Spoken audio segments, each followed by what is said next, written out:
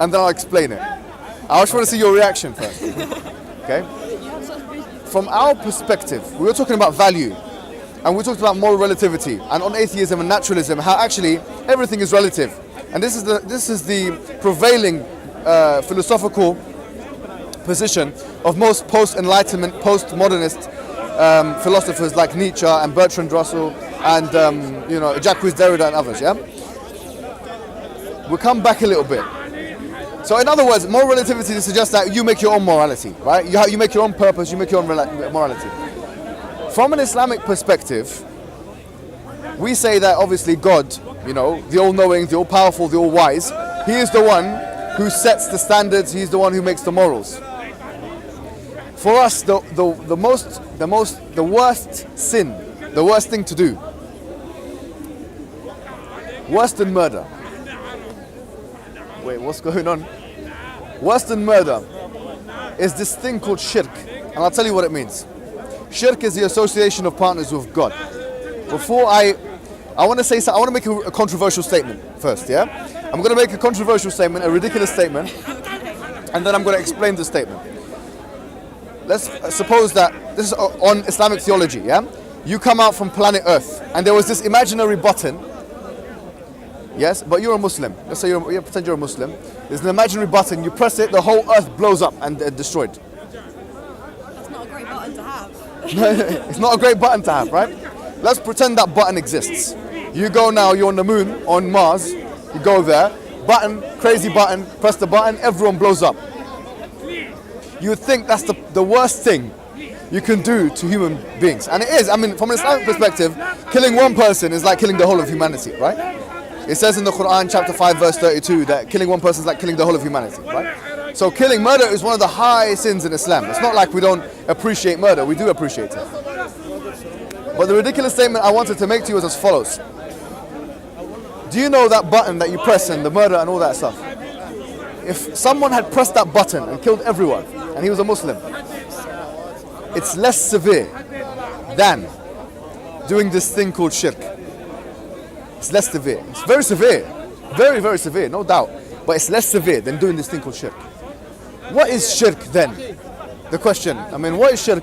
What is this thing that you're talking? You press that button. What is it? Okay, I'll tell you. Shirk is when you give the rights. We believe in God. God, the creator of the universe, the heavens and the earth, everything, yeah? The maintainer, the sustainer, etc. Shirk is when you give the rights of God to other than God. That's basically it. What are the rights of God? The rights of God from the Islamic perspective are as follows. First and foremost, the attributes of God, as we know, He's all powerful, all strong, all knowing, etc. How can He be all those things? That's what I want. My question about God to be. I'll come to that. Can we put that into a footnote? Yeah. Yeah. All right. How is a good question. I'll put that into a footnote. Please remind me of it. But let's presuppose He is all these things. He's all knowing, all powerful, all everything. Yeah. All powerful, all loving, all merciful, most merciful, etc. Yeah. Not all everything. That's a bit of an exaggeration. All of those things that I just said. Most merciful, most all powerful, most wise, etc. Yeah. Now, yeah, omnipotent is all powerful, really. Yeah. Omnipotent means all powerful. Okay. Omnibenevolent, whatever. Okay. The question would be this, and I want you to remember that question I asked you before. What makes the difference between a tree and a human being? So why is it that if I cut down a tree now, most of humanity would say that that's less of a crime than cutting a human being into two? The reason why, your subjective reasoning, which I didn't disagree with, yeah, I agreed with it completely, was that the tree has the intrinsic values, yeah, that tree has are less superior than the intrinsic value that the human being has. The human being has a higher level of attributes, or the characteristics of the human being are superior to the tree. Therefore, the human being is being assigned more value by other human beings and is therefore more important than the tree. Okay? We say the following. What of an entity that has a value that cannot have a value higher than it? Let me say that one more time. What of an entity that has a value that basically, I'm not going to use the word unlimited or infinite, but there cannot be a higher value than it. Yeah? I say the only possible relationship, and this is the Islamic thesis, the only possible relationship you can have with that particular entity is one of ultimate obedience, ultimate love, and ultimate fear. Let me say that one more time. No one can beat the end. No one's more powerful than the entity. Nothing is exactly. Disagree with it because it's the most powerful thing. Exactly. But Not only power, we said knowledge and wisdom. So in all of your attributes that you have, as I'm sure you are, and you as well, very intelligent people, right? Very clever people, etc.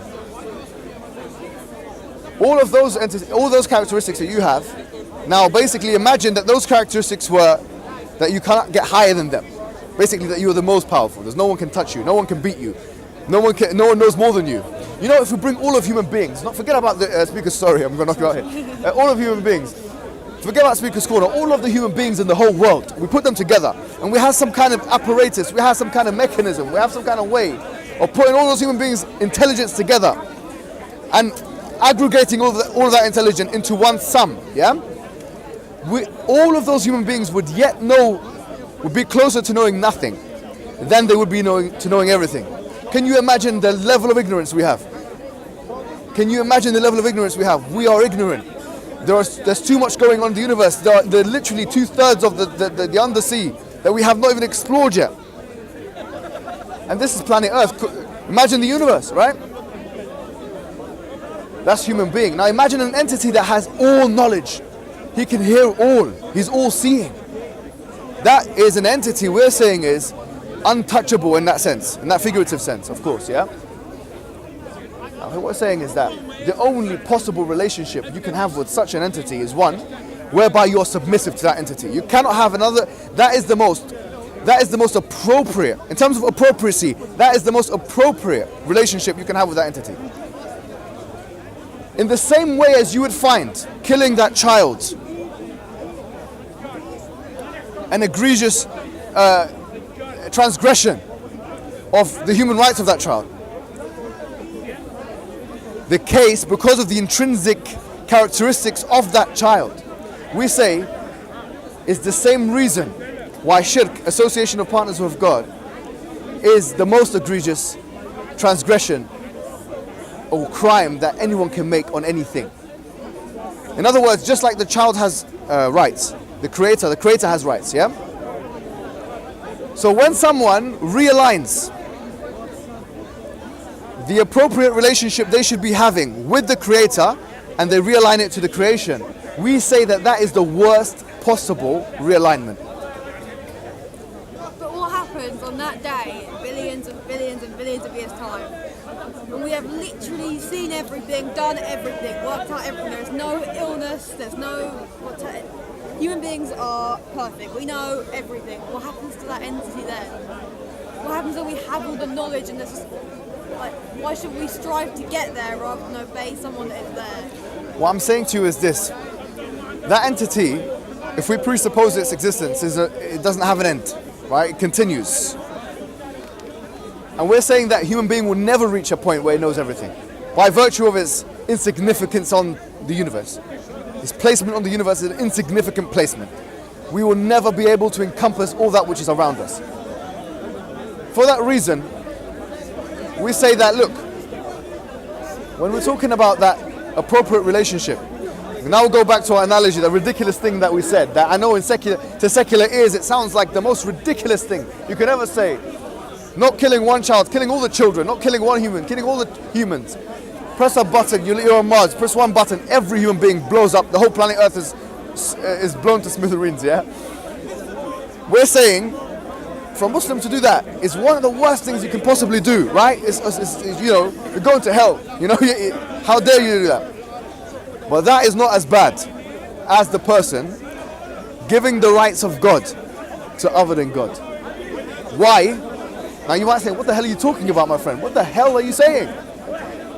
The reason why is because aggregate value of all of those human beings on that planet Earth, as we've talked about value assignment, and this was a big theme of what we were talking about today, the aggregate value of all those human beings combined on that planet Earth doesn't even amount to a drop in the ocean compared to the value of God. Therefore, when we talk about God's value, inappropriacy when it comes to the rights of God has a more severe implication, has a deeper consequence, has a higher ramification. For that reason we say this. We say that the most appropriate relationship to have with an entity that is all powerful, all knowing, all hearing, etc., is that relationship of submission. That's what Islam actually means. Islam is submission to one God. And the biggest crime of humankind is to misappropriate that relationship and to assign the rights of God to other than God. That's the biggest crime. That's, from my perspective, the clearest thing I can say about the Islamic thesis. Do you get that? Now, let's bring out the footnote you were saying. How do we know that God is all powerful, all knowing, all hearing, etc.? How do we know that? I say this. Let's go back to the dependency, because we were talking about the baby on the incubator. We were talking about as well human being on a life machine, right? One theme that we will always come back to when we're talking about these issues is contingency, is dependency. Contingency is dependency, right? I say the following. In the realm that we live in, everything is contingent. Everything is dependent. In the realm that we live in, everything is dependent. In the universe, everything is dependent. Something is dependent upon something else. Give me an example of something other than that. Give me an example of one independent entity that lives within the universe and is with us now that we can point the finger at, empirically see and see. There's nothing, right? Everything in the universe is dependent upon something else. The universe, therefore, and before I'm accused by some atheist or someone of committing the fallacy of composition, because there is a fallacy called the fallacy of composition. This is not reasoning by composition. This is an inductive type argument, actually, if you think about it. Because I'm looking at things that I can empirically see. So this is inductive reasoning. I'm saying that here, the universe itself must be dependent. Especially if you presuppose a beginning to the universe, which is the prevailing theory in science. Okay. If that is the case, what is it dependent on? That's the question. And you continue going backwards. So it's dependent upon something else which is dependent. It requires a independent entity to start it all off. That's what it requires. And your independent entity is Allah. Forget about the word Allah. Allah in Arabic just means Al-Ilah. Al-Ilah just means the God. That's what, literally Allah just means the God. So all God. It's just an Arabic word. The Christians call God Allah. In Arabic, Christian Arabs, they call God Allah. Eli is very close to Allah. Eli, lema sabaqtani. You might have heard this in the Bible. You know, God, why have you forsaken me? Eli, lema sabaqtani. In Aramaic, Eli. The Aramaic Eli is very similar to the word Allah. Now the point is this. We're saying that there was an entity that came before the universe which is independent. We ask ourselves, what other attributes must this entity have had in order to bring rise to the universe, to cause the universe? Unless someone says, I don't believe in causation, which is something some people say, they throw all of the laws of logic out the window. Don't believe in causation, fine. Even if you don't believe in causation, what must this entity have had in order to allow for another entity, which that entity is dependent upon this entity, to exist? It must have had knowledge, no? When you look at the fine-tuning of the universe, and you look at all of the constants being completely finely tuned, all of these things must require knowledge. It must have had power, no? It must have had power, because if it didn't have power, it couldn't be interdependent. It couldn't be independent, sorry. It must have had a seeing ability and a hearing ability, no? Because how could it visualize, how could it sketch the plan, as it were, and bring it to existence? So the things that we were talking about, the attributes of God, are actually logically reasoned. They're not illogical. They're logically reasoned.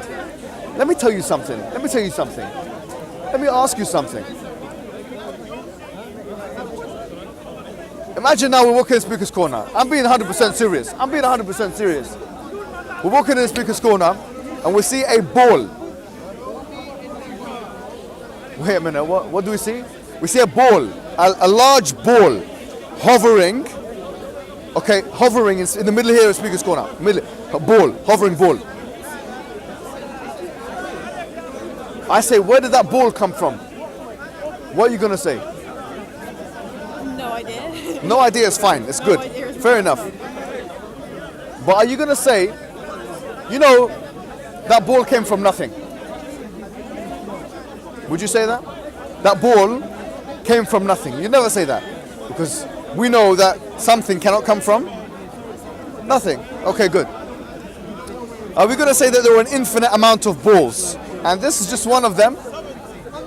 Does that sound like a reasonable conclusion? There was an infinite amount of balls and this is just one of them.